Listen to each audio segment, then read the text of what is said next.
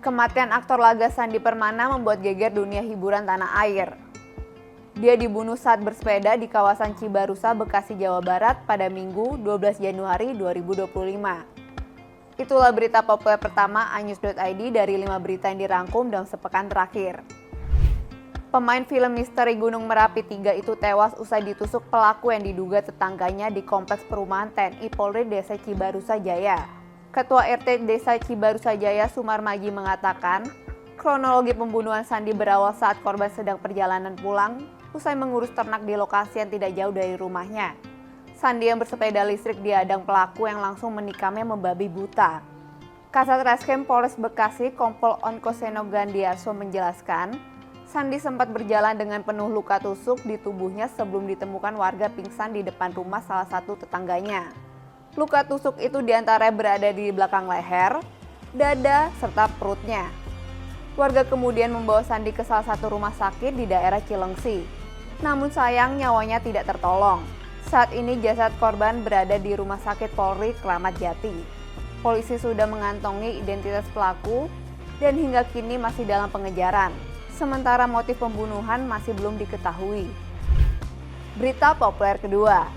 Pertama dalam sejarah, perempuan asal Bali Nyoman Ayu Karmenita resmi debut di SM Entertainment.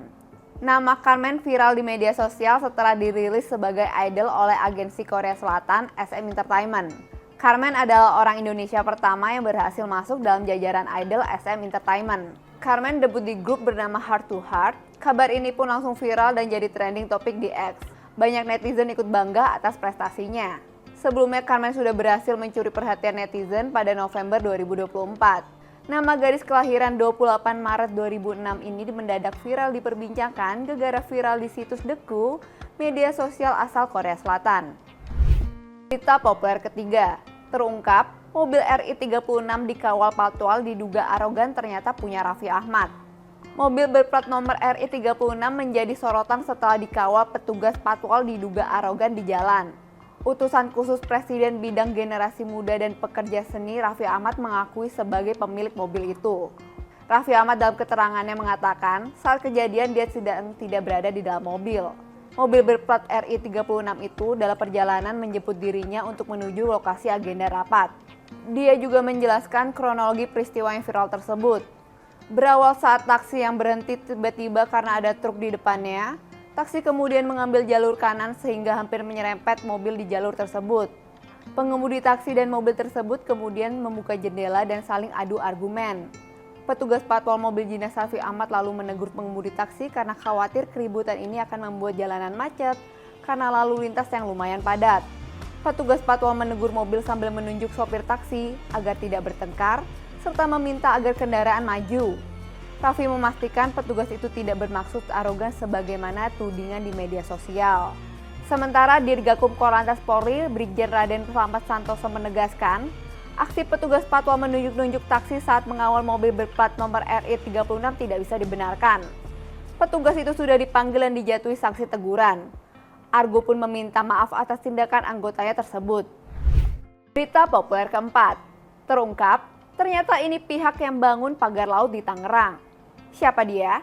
Keberadaan pagar laut di Tangerang sepanjang 30 km viral di media sosial. Belakangan, kelompok nelayan yang tergabung dalam jaringan rakyat Pantura mengklaim sebagai pihak yang membangunnya.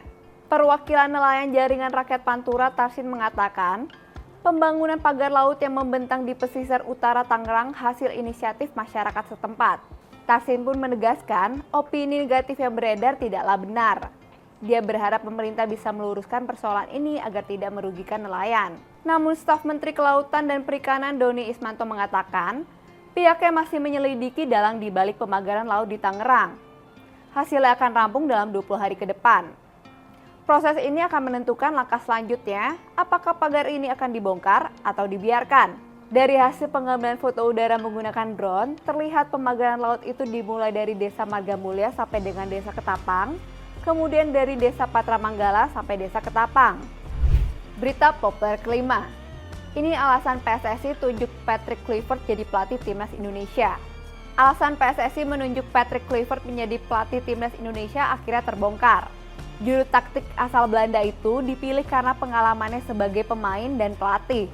Kluivert diumumkan menjadi pelatih baru timnas Indonesia pada Rabu 8 Januari 2025. Legenda Barcelona itu menggantikan sosok Sinteyong yang secara mengejutkan dipecat oleh PSSI. Dia tiba di Bandara Soekarno-Hatta, Tangerang pada Sabtu 11 Januari 2025 dan diperkenalkan PSSI pada Minggu sore. Dipilihnya Kluivert menjadi pengganti Sinteyong sempat membuat publik heboh. Pasalnya pelatih berusia 48 tahun itu tidak memiliki CV yang mentereng. Lalu apa yang membuat PSSI tertarik padanya?